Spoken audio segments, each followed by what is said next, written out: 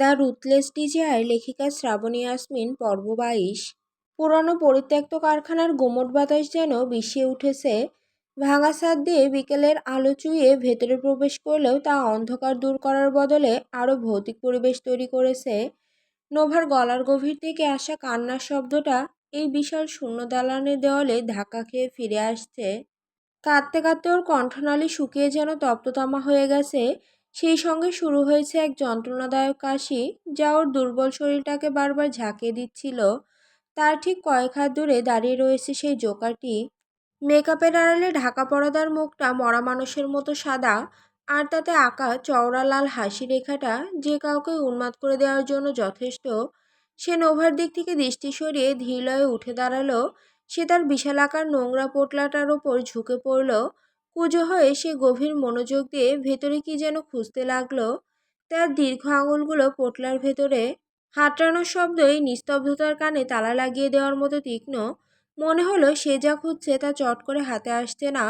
বিরক্তি আর অস্থিরতায় জোকারটি এবার পোটলা থেকে একে একে বের করে আনতে শুরু করলো তার সংগ্রহের বিভীষিকাময় সব সরঞ্জাম।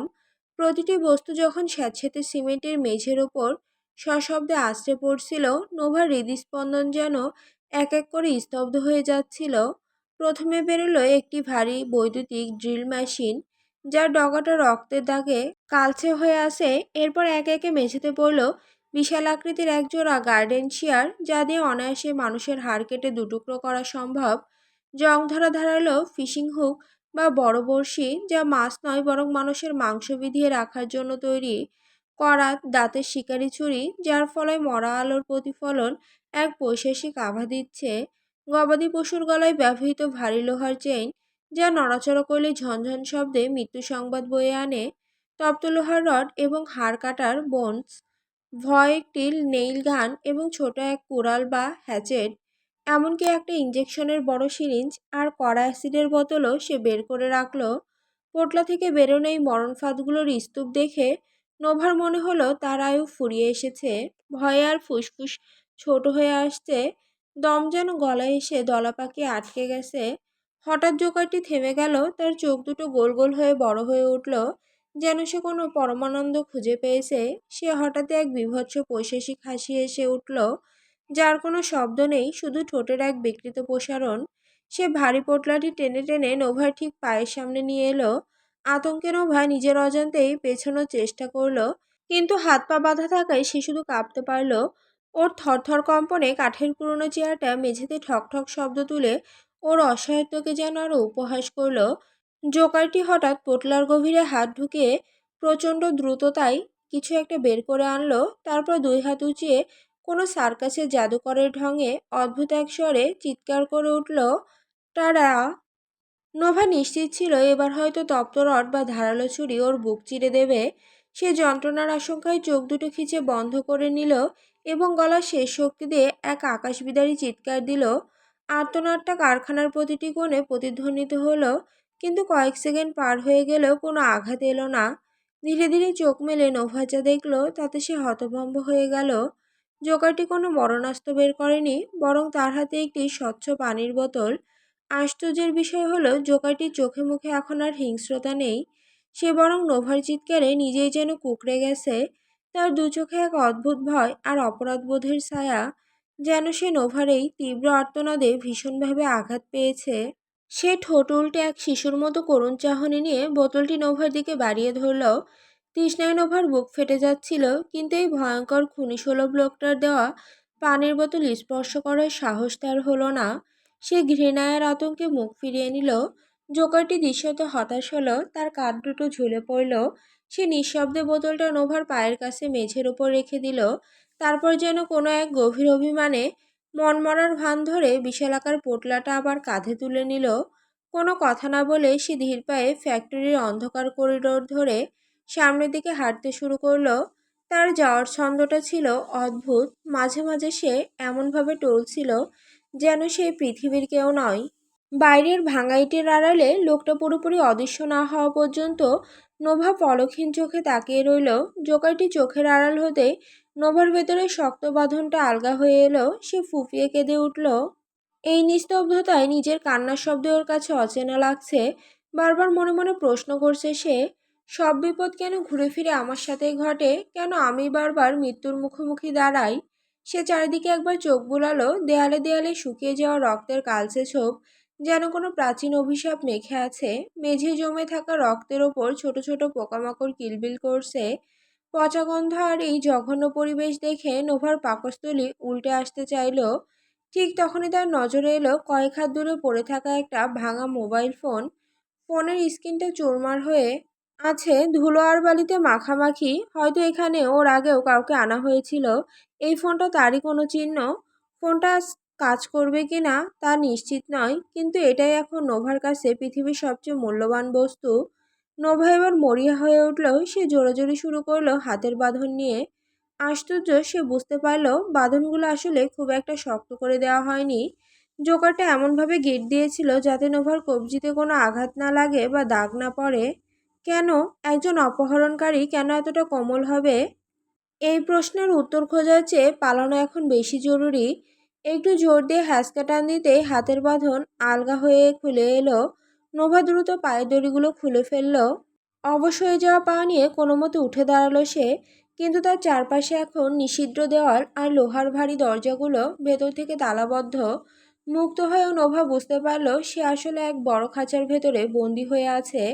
ব্যর্থতার গ্লানি আর মৃত্যুর হিমশীতল স্পর্শ যেন নোভার চারপাশটা ঘিরে ধরছে।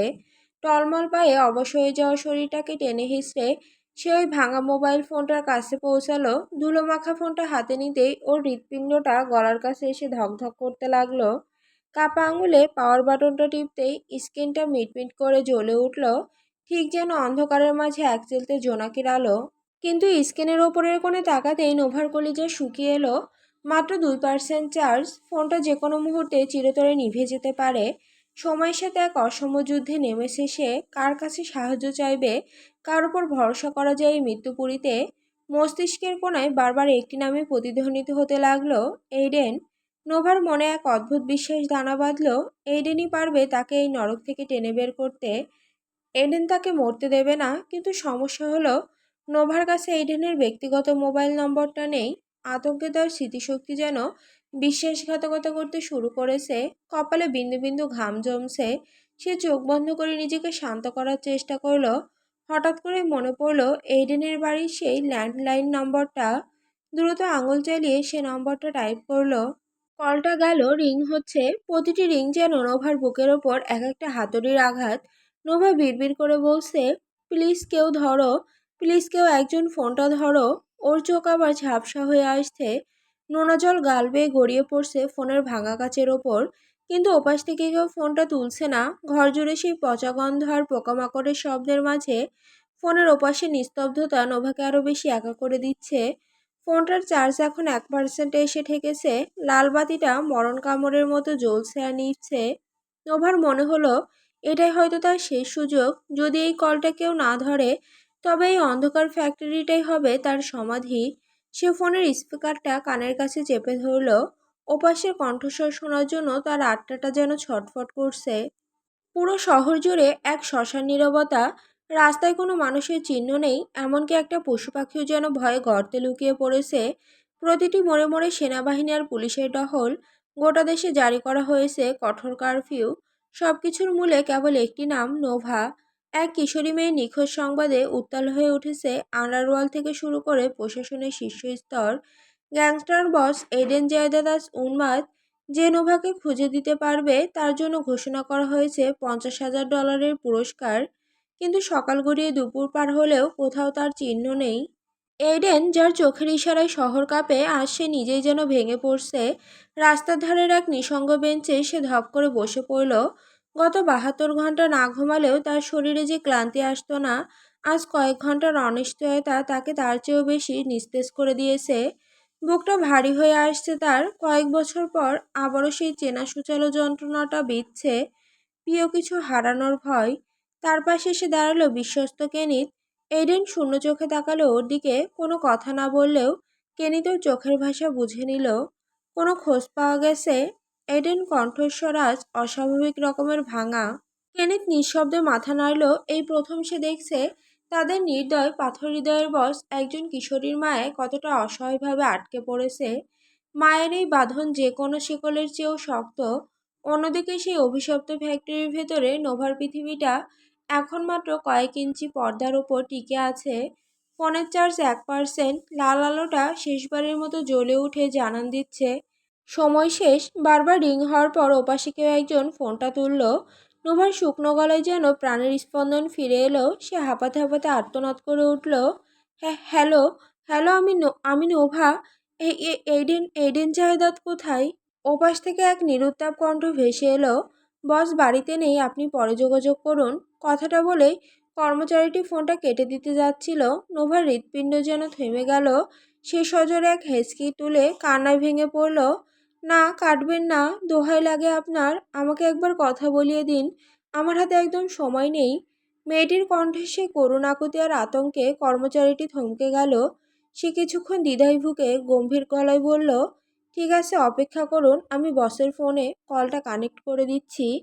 নোভার হাতের ভাঙা ফোনটা শেষবারের মতো আর্তনাদ করে উঠল। ব্যাটারি লো হয় সেই কর্কশ শব্দ। স্ক্রিনে ভেসে উঠছে কাউন্টডাউন, মাত্র 40 সেকেন্ড। নোভার ঝাপসা চোখের সামনে দিয়ে প্রতিটি সেকেন্ড বালির মতো ঝরে যাচ্ছে। ঠিক সেই মুহূর্তে ওপাশ থেকে ভেসে এলো সেই অতি পরিচিত গম্ভীর আর পাথরের মতো শক্ত কণ্ঠস্বর, হ্যালো, আমি ব্যস্ত। পুরো কথা শেষ করার সুযোগ পেল না এডেন। এপাশ থেকে নোভার হেসকে আর কান্নার শব্দ ওপাশে পৌঁছানো মাত্র এডেনের সারা শরীরে যেন বিদ্যুৎ খেলে গেল। কয়েক মুহূর্তের জন্য স্তব্ধ হয়ে গেল দুর্ধর্ষ এই গ্যাংস্টার বস। পরক্ষণে তার কণ্ঠে আশ্রে পড়ল এক উদ্বেগ, নোভা, নোভা জান আমার, তুমি কোথায়, তুমি ঠিক আছো তো? নোভা উত্তর দিতে চাইল, কিন্তু কান্নার তোড়ে শব্দগুলোর গলায় দলা পাকিয়ে যাচ্ছে। এডেন ওপাশে পাগল পায় হয়ে চিৎকার করছে, জান, কাঁদছিস কেন তুই, কি হয়েছে তোর? এই নোভা জান আমার, কথা বল।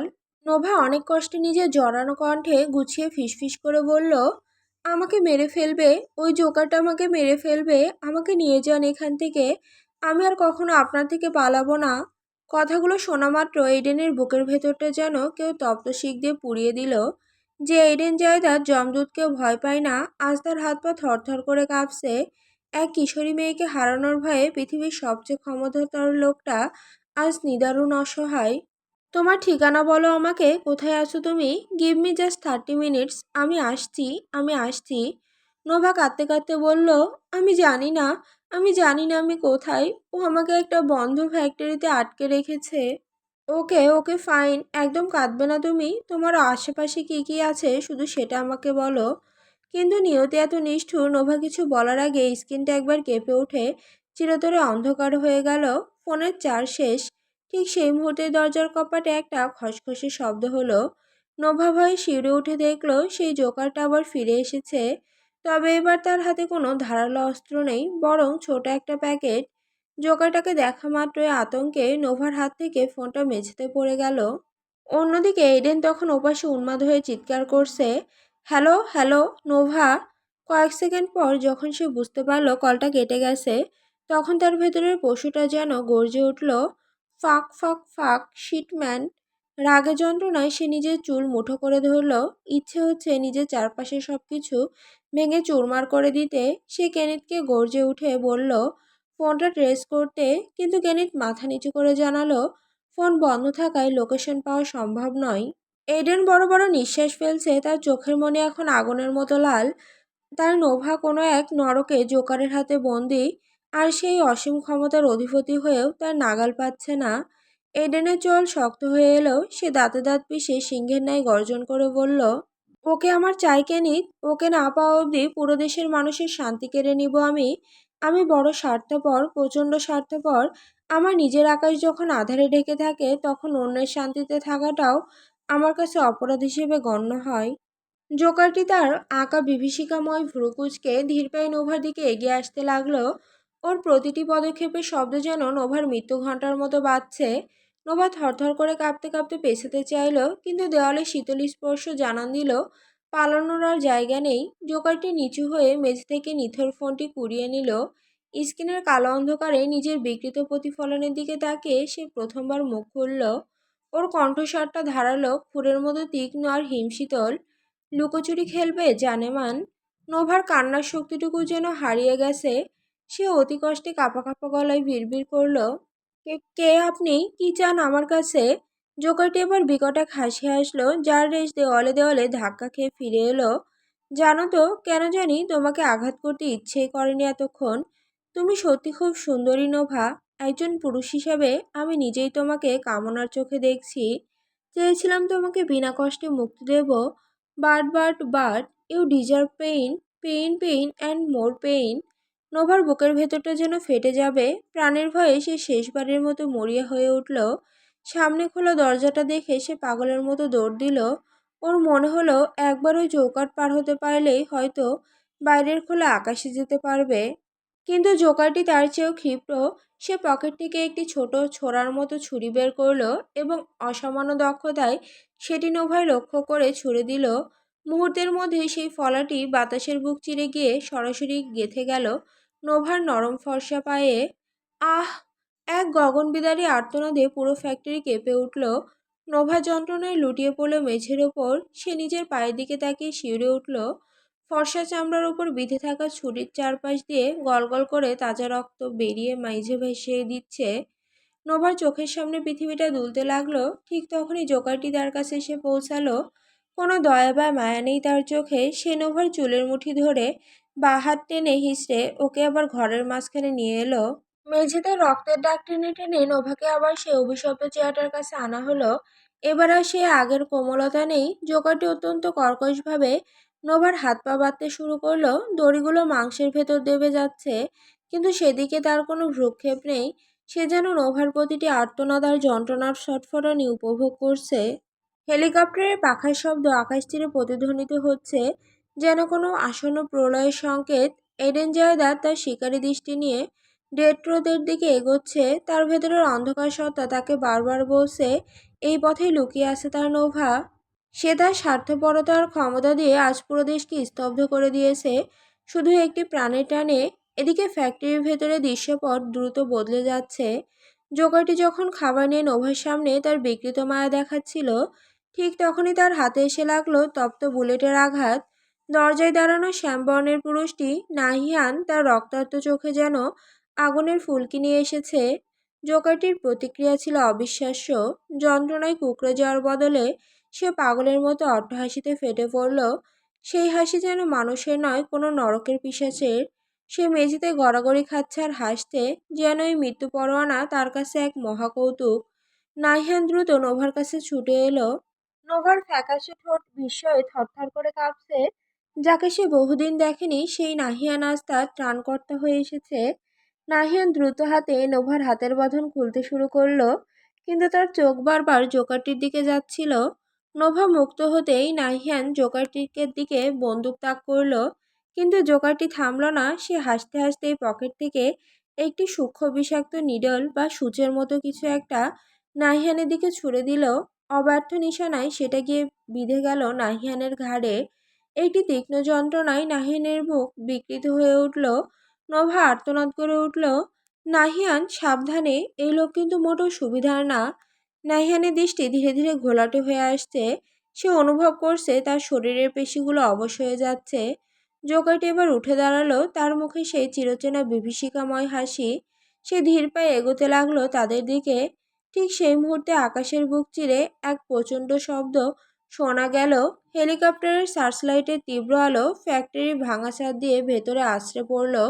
ধুলোবালির ঘূর্ণি আর বাতাসের ঝাপটায় ফ্যাক্টরির ভেতরটা লণ্ডভণ্ড হয়ে যাচ্ছে। পুরোনো ফ্যাক্টরির সেই অন্ধকার প্রকোষ্ঠে এখন যমদূত আর জীবনের এক চরম লড়াই চলছে। নাইহানের চোখের সামনে পৃথিবীটা দুলে উঠছে। বিষাক্ত সূচের প্রভাবে তার শরীর যেন সীসার মতো ভারী হয়ে আসছে। ঝাপসা দৃষ্টিতে সে শেষবারের মতো জোকারটিকে লক্ষ্য করে টিগার টিপল, কিন্তু ধূর্ত জোকারটি বিদ্যুৎ গতিতে সরে যাওয়ার গুলিটা লক্ষ্যভ্রষ্ট হলো। নাহিয়ান হাঁটু গেড়ে মেঝেতে বসে পড়ল। তার শেষ শক্তিটুকু দিয়ে নিংড়ে দিয়ে সে চিৎকার দিয়ে উঠল, পালাও পড়ি, দৌড়াও! কিন্তু নোভা নড়বে কি করে? তার পায়ে এখনো সেই গেঁথে থাকা ছুরির তীক্ষ্ণ যন্ত্রণা। ফর্সা চামড়া ভেদ করে রক্ত গড়িয়ে মেঝে লাল হয়ে যাচ্ছে। নাহিয়ান মরণ কামড় দিয়ে আবারও উঠে দাঁড়ালো। ওদিকে বাইরের কোলাহল আর হেলিকপ্টারে দানবীয় গর্জন জানান দিচ্ছে প্রলয় সমাগত। জোকারটির মুখে সেই পৈশাচিক হাসি নিমিষে মিলিয়ে গেল। সে বুঝতে পারল এবার আর খেলা নয়, খোদ মৃত্যু তার দরজায় কড়া নাড়ছে। দরজায় একের পর এক প্রচণ্ড ধাক্কা পড়ছে, যেন কোনো এক ক্ষুধার্ত সিংহ খাঁচা ভেঙে ভেতরে ঢোকার চেষ্টা করছে। নাহিয়ান টলমল পায়ে নোভার কাছে গিয়ে দ্রুত তার পায়ের বাঁধনগুলো খুলে দিল। ঠিক সেই মুহূর্তে এক বিকট শব্দে লোহার বিশাল দরজাটা ভেঙে গুড়িয়ে গেল। ধুলো আর অন্ধকারের মাঝে জোকারটি কোনো এক গোপন ধোঁয়ার কুণ্ডলী তৈরি করে নিজের গোপন সুড়ঙ্গ দিয়ে অদৃশ্য হয়ে গেল। নাহিয়ান যখন অবশ হয়ে আসা হাত দিয়ে নোভাকে টেনে দাঁড় করানোর চেষ্টা করছে, ঠিক তখনই ঝড়ের বেগে ঘরে প্রবেশ করল এক দীর্ঘদেহী ছায়া। হেলিকপ্টারের সার্চলাইটের তীব্র আলোয় তার হিংস্র অবয়ব ফুটে উঠল। এডেন জায়দাদ নিজের নোভাকে অন্য কোনো পুরুষের হাতের স্পর্শে দেখে এডেনের ভেতরের পশুটা মুহূর্তে জেগে উঠল। সে কোনো কথা বলার সুযোগ না দিয়ে বিদ্যুৎ গতিতে তার শিকারি ছুরিটি নাহিয়ানের হাতে গেঁথে দিল এবং এক প্রচণ্ড ধাক্কায় ওকে সরিয়ে দিয়ে গর্জে উঠল, ডোন্ট টাচ হার। নাহিয়ান যন্ত্রণায় ছিটকে গিয়ে দেওয়ালে ধাক্কা খেল। নোভা ভয়ার্ত চোখে তাকিয়ে দেখল এডেনকে। এডেনের চোখ দুটো তখন আগুনের গোলার মতো জ্বলছে। সে এইডেন নোভাকে তার প্রশস্ত বুকের সাথে এমনভাবে পিষে ধরল যেন সে তাকে নিজের পাঁজরের ভেতর লুকিয়ে ফেলতে চায়। নোভা যে এতক্ষণ যমদূতের সাথে লড়ছিল, এডেনের বুকের সেই পরিচিত উষ্ণতায় যেন আজ এক অদ্ভুত অভয় খুঁজে পেল। তার সবটুকু অভিমান, সবটুকু ভয় আর ঘৃণা যেন ওই এক টুকরো আশ্রয়ে এসে বিলীন হয়ে গেল। সে এডেনের পিঠটা খামচে ধরে তার বুকে মুখ গুজে দিয়ে আবারও ফুঁপিয়ে উঠল। এডেন উন্মাদের মতো নোভার কপালে, গালে আর চুলে অজস্র চুমু এঁকে দিতে লাগলো। তার ঠোঁটে সেই তপ্ত ছোঁয়াগুলো আজ নোভাকে আরও আতঙ্কিত করছে না। দীর্ঘক্ষণ মৃত্যুর মুখোমুখি দাঁড়িয়ে থাকার পর এইডেনের এই পাশবিক অথচ প্রগাঢ় মমতাটুকু সে দু চোখ বুজে গ্রহণ করে নিল। নোভার রক্তাক্ত পা থেকে তখনও চুয়ে চুয়ে রক্ত পড়ছে মেঝের ধুলোয়, কিন্তু তার সম্পূর্ণ ভার এখন এইডেনের ওপর। এইডেন তাকে মাটি থেকে এক ঝটকায় পাজগলা করে তুলে নিল। ঘরের এক কোণে দেওয়ালের সাথে হেলান দিয়ে পড়ে আছে নাহিয়ান। তার হাতে গেঁথে থাকা ছুরির ক্ষত দিয়ে গলগল করে রক্ত বেরোচ্ছে। তার বিষের নীল আভা তার ঠোঁটে ছড়িয়ে পড়েছে। ঝাপসা চোখে সে শেষবারের মতো দেখল সেই দৃশ্য। যে মেয়েটিকে বাঁচাতে সে নিজের জীবন বাজি ধরল, সে আজ তার চরম শত্রুর বুকে শান্তি খুঁজে পেয়েছে। নাহিয়ানের ঠোঁটের কোণে এক চিলতে ম্লান হাসি ফুটে উঠল। নাকে ওটা চরম এক দীর্ঘশ্বাস। তার চোখের কার্নিশ বেয়ে এক ফোঁটা নোনা জল গড়িয়ে পড়ল মেঝের ধুলোয়। ধীরে ধীরে তার চোখের পাতা ভারী হয়ে এলো। পায়ের ওপর মোটা করে ব্যান্ডেজ পেঁচানো অবস্থায় নোভা বিছানায় কুঁকড়ে বসে আছে। ব্যথার চেয়েও বড় হয়ে দাঁড়িয়েছে সামনের সোফায় বসে থাকা মানুষটি তীক্ষ্ণ দৃষ্টি, রাজকীয় আভিজাত্য আর ভীতি জাগানিয়া ব্যক্তিত্ব নিয়ে এডেন জায়দাদ ঠিক তার মুখোমুখি বসে। তার ওই হাড়হিম করা চাহনি যেন নোভার চামড়া ভেদ করে হাড় অবধি পৌঁছে যাচ্ছে। নোভা খুব ভালো করে টের পাচ্ছে পালানোর পরিণাম কতটা ভয়াবহ হতে পারে। তার বিচার মাত্র শুরু হয়েছে। গতকালের বিভীষিকাময় স্মৃতির ওপর এক কুয়াশাচ্ছন্ন পর্দা পড়ে আছে। ব্যথা আর আতঙ্কে কখন যে সে জ্ঞান হারিয়েছে তার কিছুই মনে নেই। ঘুম ভাঙার পর নিজেকে আবিষ্কার করেছে এইডেনের এই বিলাসবহুল প্রাসাদের পরিচিত বন্দিশালায়। নোভা শুকনো একটা ঢোক গিলল। তার সারা শরীর কাঁপছে। এইডেনের গম্ভীর কণ্ঠস্বরটা ঘরে দেওয়ালে দেওয়ালে প্রতিধ্বনিত হলো, এখন খিদে পায়নি? সেদিন রাতে তো খুব খিদে পেয়েছিল তোর। নোভা বুঝতে পারল সেই রাতের কথা তুলেই তাকে খোঁটা দেওয়া হচ্ছে। সে কোনো উত্তর দেওয়ার সাহস পেল না। করে থাকলেই যদি এক আধটা চড় থাপ্পড় কম জোটে, এই আশায় সে আর চোখে এইডেনের শক্ত হাতের দিকে তাকালো। যে হাত দিয়ে সে মানুষ খুন করে, সেই হাত নোভার নরম গালে আছড়ে পড়লে কি হবে তা ভেবেই তার আত্মা শুকিয়ে কাঠ হয়ে গেল। নোভার নীরবতা এইডেনকে আরো ক্ষিপ্ত করে তুলল। গত কয়েকটা দিন এই মেয়েটির জন্য সে যে নরক যন্ত্রণার মধ্যে দিয়ে গেছে, তার সবটুকু ক্রোধ এখন উগরে দিতে চায়। এইডেন ধীর পায়ে উঠে দাঁড়ালো। প্রতিটি পদক্ষেপে মেঝের ওপর ওর বুটের শব্দ নোভার হৃদস্পন্দনের গতি বাড়িয়ে দিচ্ছে। নোভা কিছু বুঝে ওঠার আগে এইডেন পেছন থেকে ওর চুলের মুঠি শক্ত করে টেনে ধরল। আহ! অসহ্য যন্ত্রণায় কুঁকড়ে গিয়ে গোঙানি দিয়ে উঠল নোভা। এইডেন ওর চোয়ালটা বাঘের মতো শক্ত করে চেপে ধরল। ওর ভিন্ন রঙের চোখের মণি দুটো যেন আগুনের গোলার মতো জ্বলছে। দাঁতে দাঁত চেপে সে বলল, দ্যাটস ইওর লাস্ট চান্স। আর একবার পালানোর চেষ্টা করলে তোকে মেরে অ্যাসিডে ডুবিয়ে রাখবো। তোর অস্তিত্বটুকু কেউ খুঁজে পাবে না, বুঝেছিস? এইডেন ওর মুখটা নোভার একদম কাছে নিয়ে এলো। ওর উত্তপ্ত নিঃশ্বাস নোভার নাকে মুখে আছড়ে পড়ছে। চোখের গভীরে চোখ রেখে পাথরের মতো কঠিন স্বরে সে হিসিয়ে বলল, you are mine and you will always be mine. চোয়াল ছেড়ে দিয়ে সে সোজা হয়ে দাঁড়ালো। নোভার চোখের কোণে জল জমেছে। সে এডেনকে ঠিক বুঝতে পারে না। কখনো মনে হয় এডেনের ওই শক্ত খোলসের নিচে একটা নরম মন আছে যা শুধু তাকে আগলে রাখতে চায়।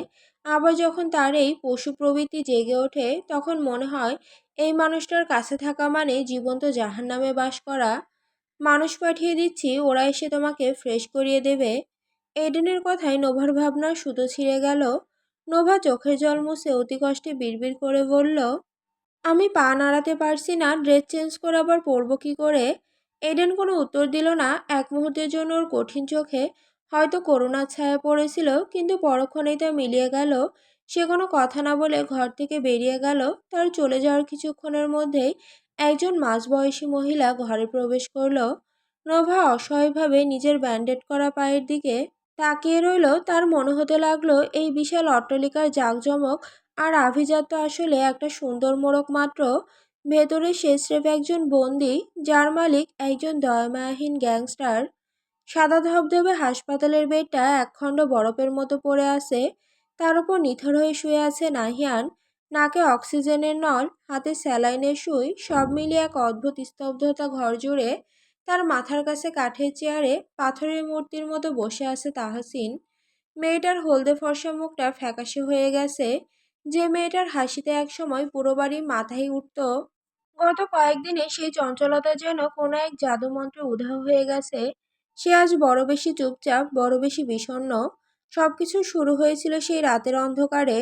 মিলির সাথে প্রথমবার দেখা করে আসার ঠিক দুদিন পর গভীর রাতে রান্নাঘরে কফি বানাতে গিয়ে তাহসিন শুনতে পেয়েছিল নাহিয়ান আর তার ভাই বেঞ্জামিনের কথা বলার শব্দ। কৌতূহলবশত দরজার আড়ালে দাঁড়িয়ে সে কান পেতেছিল। টানা 3 ঘন্টা এক জায়গায় মূর্তির মতো দাঁড়িয়ে সব শুনেছিল সে। সেই দীর্ঘ আলোচনার পুরোটা জুড়েই ছিল এক নারীর নাম, নোভা। নাহিয়ানের প্রতিটি শব্দে ছিল সেই মেয়েটির প্রতি এক অদ্ভুত আকুলতা, এক গভীর অধিকারবোধ। দরজার ওপাশে দাঁড়িয়ে কিশোরী তাহসিনের বুকটা সেদিন চুরমার হয়ে গিয়েছিল। তার কৈশোরের প্রথম প্রেম, যাকে সে গোপনে পুজো করে এসেছে, সেই পুরুষের মনের সিংহাসনে অন্য কেউ বসে আছে। এই নির্মম সত্যটা মেনে নেওয়া কি সহজ? সারাটা রাত হোস্টেলের ঘরে ফিরে বালিশ ভিজিয়েছিল সে। অভিমানী ঠিক করেছিল নাহিয়ান যতদিন তাদের বাড়িতে থাকবে সে আর পা রাখবে না সেখানে। কিন্তু গতকালের খবরটা তাকে স্থির থাকতে দিল না। এডেন জায়দাদের লোকেরা যখন নাহিয়ানকে হাসপাতালে দিয়ে গেল, তখন সব অভিমান ধুয়ে মুছে গিয়ে কেবল এক বুক আতঙ্ক বাসা বাঁধল। সেই থেকে তাহসিন ঠায় বসে আছে বেডের পাশে। তার বাবা মা সারা রাত জেগে সকালে বাড়িতে গেছেন একটু বিশ্রামের জন্য, কিন্তু তাহসিন এক মুহূর্তের জন্য সরেনি। নাহিয়ানের যন্ত্রণাকাতর মুখশ্রীর দিকে তাকিয়ে তাহসিন অস্ফুট স্বরে বেঞ্জামিনকে প্রশ্ন করল, সেই মেয়েটা কে ছিল ভাইয়া, যার জন্য নাহিয়ান ভাইয়া নিজের জীবনটা এভাবে বিলিয়ে দিতে চাইল? তাহসিনের কণ্ঠে ভাইয়া ডাকটা আজ কেমন যেন ভারী শোনালো। সে সচরাচর বেঞ্জামিনকে ভাই বলে ডাকে না, কিন্তু আজ তার ভেতরে সব জেদ যেন ভেঙে পড়েছে। বেঞ্জামিন জানালার বাইরে তাকে এক দীর্ঘশ্বাস ফেলে বলল, নোভা, মেয়েটার নাম আনফিজা ইবনাত নোভা। তাহসিনের চোখ দুটো আবার জ্বালা করে উঠল। ধরা গলায় সে বলল, যে মেয়ের জন্য এত রক্ত ঝরল, পুরো দেশ তোলপাড় হলো, কই সেই মেয়ে তো একবারও এই ঘরে উকি দিল না। সে কি জানেও না তার জন্য কেউ একজন এখানে মৃত্যুর সাথে লড়ছে? আচ্ছা ভাইয়া, নাহিয়ান কি করে জানলো মেয়েটা কোথায় আছে? বেঞ্জামিন ধীর স্বরে উত্তর দিল, আমার থেকে জেনেছে। গতকাল যখন কারফিউ জারি হলো, অ্যাজ এ পুলিশ অফিসার আমার কাছে সব গোপন রিপোর্ট এসেছিল। নোভার নিখোঁজ সংবাদ শুনেই আমি ওকে জানাই। আরও সব শোনার পর থেকে উন্মাদের মতো মেয়েটাকে খুঁজতে বের হয়। শেষমেশ তাকে খুঁজে পাই ঠিকই, কিন্তু নিজের এই দশা করে ফেলে। তাহসিন আর কিছু বলল না। সে শুধু ভাবছে, একটা মানুষ কি করে অন্য একজনের জন্য এতটা পাগল হতে পারে? ভালোবাসা কি এতটাই অন্ধ করে দেয় মানুষকে? যে নোভা হয়তো এখনো এইডেনের রাজপ্রাসাদে আশ্রয়ে আছে, তার জন্য নাহিয়ানের এই আত্মত্যাগ কি স্রেফ বালির বাঁধ? অল্প শোকে কাতর আর অধিক শোকে পাথর তাহসিনের অবস্থা এখন ঠিক তেমনই। তার ভেতরে সেই চঞ্চল বাচ্চা মোটা যেন এক রাতেই মরে গিয়ে তাকে এক প্রবীণ নারীর গাম্ভীর্য এনে দিয়েছে। সে ধীরে ধীরে উঠে দাঁড়ালো। তাকে হোস্টেলে ফিরতে হবে। কাউকেও না জানিয়ে সে চলে এসেছে। তার দুচোখ তখন ঝাপসা হয়ে আসছে। দরজার সামনে গিয়ে সে একবার থমকে দাঁড়ালো, শেষবারের মতো ঘাড় ঘুরিয়ে দেখলো বিছানায় শুয়ে থাকা প্রিয় মানুষটিকে। ডাক্তার বলেছে 2 ঘন্টার মধ্যে জ্ঞান ফিরবে। তাহসিন চায় না নাহিয়ান চোখ খুলেই তাকে দেখুক। সে চায় না নাহিয়ান দেখুক তার চোখের এই পরাজয়ের জল। মনে মনে সে নিজেকে প্রশ্ন করল, নাহিয়ান ভাইয়া নোভাকে যতটা ভালোবাসে, তার এক চিলতেও কি আমার ভাগ্যে জুটতো না? আমি কি এতটাই ফেলনা? চোখের কার্নিশ বেয়ে টপ করে এক ফোঁটা নোনা জল গড়িয়ে পড়ল মেঝের ধুলোয়। সেই দ্রুত হাতে সেই জল মুছে নিয়ে সে হাসপাতালের করিডোর দিয়ে হনহন করে বেরিয়ে গেল। ভিডিও কনফারেন্সের ওপাশে থাকা গ্যাভিন আর অলিভারের সাথে কথা বলতে বলতেই এডেন যখন রুমে প্রবেশ করলো, তার ঠোঁটে থাকা গাম্ভীর্যের কথাগুলো যেন মাঝপথেই খেই হারিয়ে ফেলল। বিছানায় বসে থাকা নোভাকে দেখে দুর্ধর্ষ এই গ্যাংস্টার বসের পাথরের হৃৎপিণ্ডটা যেন এক মুহূর্তের জন্য থমকে দাঁড়ালো। নোভা নিজেকে গুটিয়ে নেওয়ার আপ্রাণ চেষ্টা করছে। ড্রেস চেঞ্জ করার সময় হাঁটুর ব্যান্ডেজটার কারণে সে কোনো পাজামা বা সালোয়ার পরতে পারেনি। নিরুপায় হয়ে তাকে পরতে হয়েছে এইডেনের আলমারি থেকে নেওয়া একটা ধবধবে সাদা শার্ট। সেই বিশাল শার্টটা নোভার ছোটোখাটো শরীরে হাঁটুর নিচ অব্দি নেমে এসেছে। কলারটা বড় হয়, একদিকের কাঁধ বেয়ে শার্টটা খানিকটা ঝুলে পড়েছে, আর সেই উদম ফাঁক দিয়ে উন্মুক্ত হয়ে পড়েছে তার দুধঠাসা মসৃণ কাঁধ। নোভার টসটসে লালচে ঠোঁট, তার লজ্জা আর ভয় মিশ্রিত সেই হরিণী চাহনি এবং এমন কামাতুর দৈহিক গঠন দেখে এডেন যেন হিতাহিত জ্ঞান হারিয়ে ফেলল। মনে হলো তাকে তিলে তিলে খুন করার জন্যই হয়তো এই মায়াবী মেয়ের জন্ম হয়েছে। এডেনের শিকারী চোখজোড়া এক বিশেষ নেশায় চকচক করে উঠল। তার মস্তিষ্কের প্রতিটি কোষে তখন সশব্দে একটি গানের কলি বাজতে লাগলো।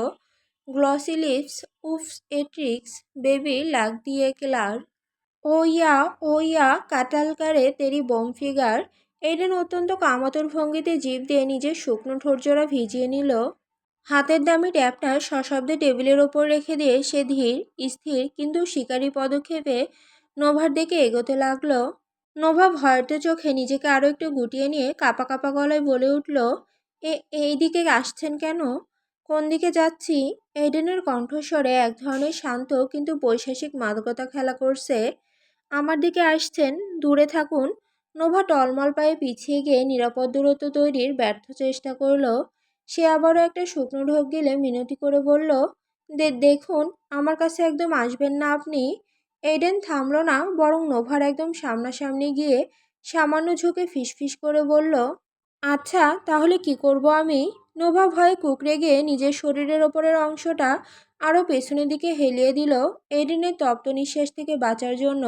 সে প্রায় অস্ফুট স্বরে বলল, কিছু না, দূরে থাকুন, আমার কাছে আসবেন না আপনি, প্লিজ। এডেন আর কোনো পাল্টা উত্তর দেওয়ার প্রয়োজন মনে করল না। সে নোভার ক্ষতবিক্ষত পায়ের বিপরীত দিকের ভালো পাটা শক্ত করে ধরে তাকে হালকা এক টানে নিজের দিকে টেনে আনলো। নোভা টাল সামলাতে না পেরে প্রায় এইডেনের উপরই আছড়ে পড়ল। এরপর এইডেন নোভার ব্যান্ডেজ করা পায়ের দিকে তাকিয়ে পরম আবেশে নিচু হয়ে মেঝেতে হাঁটু গেড়ে বসল। তীব্র কামনায় সে নোভার সাদা ব্যান্ডেজ করা ক্ষতর ওপর নিজের ঠোঁট ছোঁয়ালো। ধীরে ধীরে গভীর চুমু দিতে দিতে সে পায়ের উপরের দিকে উঠতে লাগলো, যা নোভার সারা শরীরে এক বিদ্যুৎ খেলে যাওয়ার মতো অনুভূতি তৈরি করলো। এদিকে কনফারেন্সের ওপাশে গ্যাভিন স্তব্ধ হয়ে বোবা মূর্তির মতো স্ক্রিনের দিকে তাকিয়ে আছে। বসের এই ব্যক্তিগত আর আদিম রূপ দেখে তার গলা যেন কেউ টিপে ধরেছে। মুখ দিয়ে কোনো শব্দ বেরোচ্ছে না। বড় অফিস রুমে বসে ভিডিও কনফারেন্সে এক অত্যন্ত গোপনীয় আর গুরুত্বপূর্ণ মিটিং চলছিল। ভাগ্যে সৌভাসে বাইরের কোনো ক্লায়েন্ট বা শত্রু নেই, নয়তো এই গ্যাংস্টার বসের কয়েক বছরের অর্জিত ভয়ঙ্কর ইজ্জত মুহূর্তেই ধুলোয় মিশে যেত। গ্যাংস্টার বস এডেন জায়দাদ নাকি এক মেয়ের পায়ে ঝুঁকে চুমু খাচ্ছে। কিছুক্ষণের মাঝে ওই ডিজিটাল কনফারেন্সে কেনিত এবং অলিভারও এসে যোগ দিল। স্ক্রিনের দৃশ্য দেখে অলিভারও বিস্ময়ে হা হয়ে তাকিয়ে রইল। তবে কেনিত বরাবরের মতোই ভাবলেশীন। সে শান্ত চোখে সবকিছু পর্যবেক্ষণ করছে। অলিভার নিজের বিস্ময় চেপে রাখতে না পেরে গ্যাভিনকে নিচু স্বরে জিজ্ঞেস করল, গ্যাভিন, আমি কি আজও ঠিক দেখছি নাকি চোখের ভুল? গ্যাভিনের জন্য এতক্ষণে সদ্বিক ফিরল। সে উত্তেজনায় কিছুটা চিৎকার করে বলে উঠল, আমি তো অন্ধ, তাও এইসব কি দেখছি? ছি ছি ছি, আমি কি আসলে অন্ধ হয়ে গেলাম? ভুলভাল দেখছি না তো? চোখ দুটো খুলে কি হারপিক দিয়ে পরিষ্কার করে আসবো? গ্যাভিনের উচ্চস্বরে এডেনের প্রচণ্ড বিরক্ত হলো। তার মনে হলো যখনই সে নোভার সান্নিধ্যে এসে একটু শান্তি পেতে চায়, তখন এই হনুমানগুলো কোত্থেকে উদয় হয়ে সব নষ্ট করে দেয়। কেনি তো বিরক্ত হলো মানুষের ব্যক্তিগত গভীর মুহূর্তে এমন ব্যাঘাত ঘটানো তার মতো চরম অভদ্রতা। গ্যাভিনের রসিকতায় জবাব দিতে এডেন অনিচ্ছা সত্ত্বেও নোভাকে ছেড়ে দিয়ে টেবিলের ওপর রাখা ট্যাবের কাছে ফিরে এলো। সে রাগে দাঁতে দাঁত চিপে স্ক্রিনের দিকে তাকিয়ে বলল, তোর চোখ দুটো খুলে পরিষ্কার করতে হবে না, তুই বরং চোখ দুটো উপড়ে নিয়ে কোমরে ফেলে ফ্লাশ করে দিয়ে আয়। অলিভার আর তার হাসি চেপে রাখতে পারল না, সে হো হো করে হেসে উঠল। সে বসের কথায় তাল মিলিয়ে রসিকতা করে বলল, না না বস, ওর চোখ যা বড় বড়, ফ্লাশ করলে নির্ঘাত পাইপে গিয়ে আটকে থাকবে, পরে ওর ওই চোখের জন্য পুরো অফিসের পাইপলাইন জ্যাম হয়ে যাবে। গ্যাভিন রক্তচক্ষু নিয়ে অলিভারের দিকে তাকালো। কেনিতে এসব নাটক দেখেও না দেখার ভান করে শান্তভাবে কফির মগে শেষ চুমুক দিল। এডেন আর তিলমাত্র সহ্য করতে না পেরে কনফারেন্স থেকে লিভ নিল এবং ঠাস করে টেবিলের উপর ট্যাপটা আশ্রে রাখলো। রাগে ফেটে পড়ে যাওয়ার সময় ঘরের কোণে থাকা বিশাল এক মাটির ফুলের টবে সজোরে এক লাথি মারল সে। মাটির পাত্রটি চূর্ণ বিচীর্ণ হয়ে ছড়িয়ে পড়ল চারিদিকে। তারপর সে গটগট করে ঘর থেকে বেরিয়ে গেল। নোভা ড্যাব ড্যাব করে এডেনে চলে যাওয়ার পথের দিকে তাকিয়ে রইল। তার নিঃশ্বাসের গতি তখনও স্বাভাবিক হয়নি। এডেন কাছে এলেই তার শরীরের রক্ত চলাচলের গতি যেন সহস্রগুণ বেড়ে যায়। এক অদ্ভুত শিহরণ কাজ করে তার স্নায়ুতে। সে দেওয়ালে ডিজিটাল ক্লক ক্যালেন্ডারের লাল সংখ্যার দিকে তাকালো। তার জীবনে এক বড় মোড়, সপ্তদশী থেকে অষ্টাদশীতে পদার্পণ করার মাহেন্দ্রক্ষণটি একেবারে দোরগোড়ায়। তার অবচেতন মনে হঠাৎ এইডেনের বলা সেই পুরনো কিন্তু ভয়ঙ্কর হুমকির সুরটি প্রতিধ্বনিত হতে লাগলো, আগামী 1 মাস 17 দিন তুমি আমার চোখের সামনে আসবে না। যতদিন না তুমি লিগালি 18 হচ্ছ, নিজের ভালো চাইলে আমার থেকে দূরে থাকো। নোভার বুকটা অজানা আশঙ্কায় দুরু দুরু করে কেঁপে উঠল। 18 বছর পূর্ণ হওয়ার পর এডেন তাকে নিয়ে ঠিক কী করার ভয়ঙ্কর পরিকল্পনা মনে পুষে রেখেছে। অন্ধকার ঘরটিতে ধূপে ধোয়ার এক অদ্ভুত তপ্ত গন্ধ মিশে আছে। আগুনের কুণ্ডলিটি ধিক ধিক করে জ্বলছে, যার লালচে আভা মাঝবয়সী এক মহিলার মুখে পড়ে তাকে আরও রহস্যময় করে তুলেছে। ঘরের কোণে রাখা বিভিন্ন তান্ত্রিক সরঞ্জামের মাঝে বসে মহিলাটি অত্যন্ত শান্ত স্বরে বলল, সেই মেয়ের চুল, নখ, ব্যবহৃত কাপড়ের টুকরো আর মাসিক চক্রের রক্ত প্রয়োজন আমার।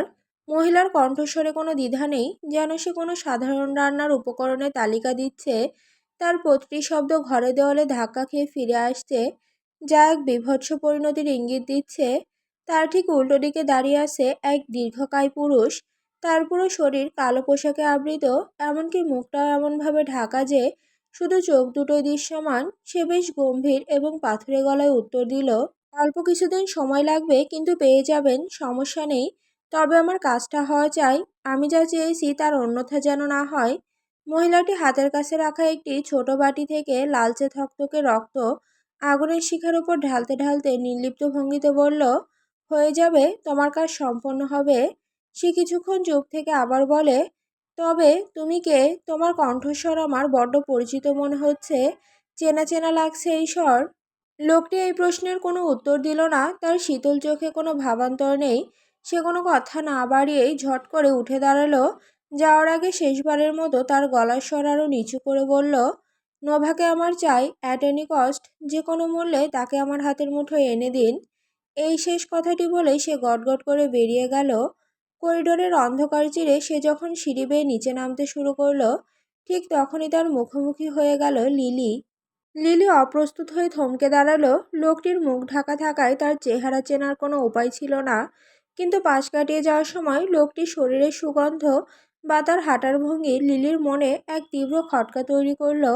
লোকটা চলে যাওয়ার পর লিলি থমকে দাঁড়িয়ে পেছনে তাকালো। তার মনে হতে লাগলো এই মানুষটিকে সে খুব ভালো করেই চেনে, কিন্তু কোথায় দেখেছে, কার সাথে এই অদ্ভুত মিল।